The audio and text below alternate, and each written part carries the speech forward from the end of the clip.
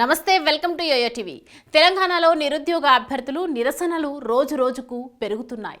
ఒకవైపు గ్రూప్స్ అభ్యర్థులు, మరోవైపు డిఎస్సి అభ్యర్థులు ఎగ్జామ్స్లను వాయిదా వేయాలని నిరసనలు చేపట్టారు.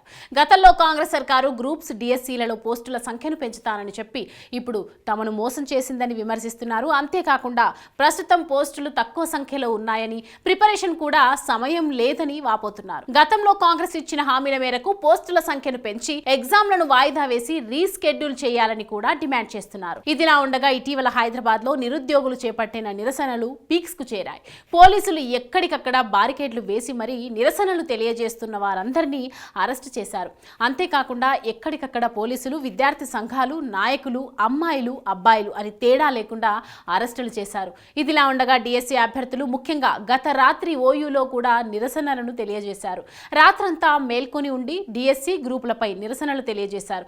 దీంతో పోలీసులు ఎక్కడికక్కడ అరెస్టుల పర్వం కొనసాగించారు. దీంతో ఓయూలో హైటెన్షన్ వాతావరణం నెలకొంది. ప్రశాంతంగా నిరసనలు తెలియజేస్తున్నా కూడా పోలీసులు విద్యార్థులను అరెస్టు చేశారు. ఈ నేపథ్యంలో ఈ నిరసన కాస్త హింసాత్మకంగా కూడా మారింది. ప్రభుత్వం వన్ సైడ్ మాత్రమే ఆలోచిస్తుందని, తమ గోడును అర్థం చేసుకొని పోస్టుల సంఖ్యలను పెంచి తమకు న్యాయం చేయాలని కూడా నిరుద్యోగ అభ్యర్థులు కోరుతున్నారు. ఇదిలా ఉండగా సీఎం రేవంత్ రెడ్డి నిరుద్యోగులను రెచ్చగొట్టడం కాదు, వారిపై అంతగా ప్రేముంటే ఓయూ ఆర్ట్స్ కాలేజ్ వేదికగా దీక్షకు కూర్చోండి, మీకు ఎలాంటి అడ్డంకులు లేకుండా మేము చూసుకుంటామని సీఎం రేవంత్ రెడ్డి పలుమారు సభలో ప్రకటించిన సంగతి తెలిసిందే.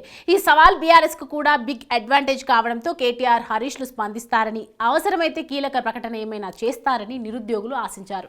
కట్ చేస్తే రేవంత్ సవాల్పై స్పందించకుండా తాజాగా కేటీఆర్ ఇతర విషయాలపై ఎక్స్లో స్పందించడం నిరుద్యోగులను ఆశ్చర్యపరిచింది.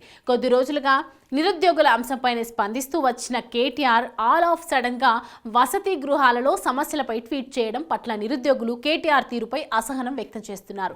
అధికారం కోల్పోయాక బీఆర్ఎస్ రాజకీయాలు అనుకున్నంత రేంజ్ లో పేరడం లేదు. ప్రతిపక్ష రాజకీయాలు స్తబ్దంగా ఉన్నాయి. ఈ క్రమంలోనే రేవంత్ సవాల్పై స్పందించి కేటీఆర్, హరీష్లలో ఎవరో ఒకరు ముందుకొచ్చి ఆర్ట్స్ కాలేజ్ వేదికగా ఆమరణ దీక్షకు పూనుకుంటే బీఆర్ఎస్ కు బిగ్ అడ్వాంటేజ్ అయ్యేదని, కానీ అంది వచ్చిన అవకాశం జారు విడుచుకుంటున్నారని అంటున్నారు. పైగా నిరుద్యోగుల్లో ఇప్పటికీ బీఆర్ఎస్ పై అసంతృప్తి ఉంది. ఇప్పుడు ఆ అసంతృప్తిని కాంగ్రెస్ వైపు మళ్లించేందుకు రేవంత్ సవాల్ వారికి ఓ మంచి అవకాశం. కానీ బీఆర్ఎస్ మాత్రం ఆ ఆలోచన చేయకపోవడం పట్ల రేవంత్ చెప్తున్నట్లుగా నిరుద్యోగుల విషయంలో బీఆర్ఎస్ కోరుకుంటున్నది రాజకీయమేనని అంచనాకు వస్తున్నారు. మరి ఇప్పటికైనా నిరుద్యోగులు ఈ విషయాలన్నీ గ్రహించి వెనక్కి తగ్గుతారో లేదో చూడాలి.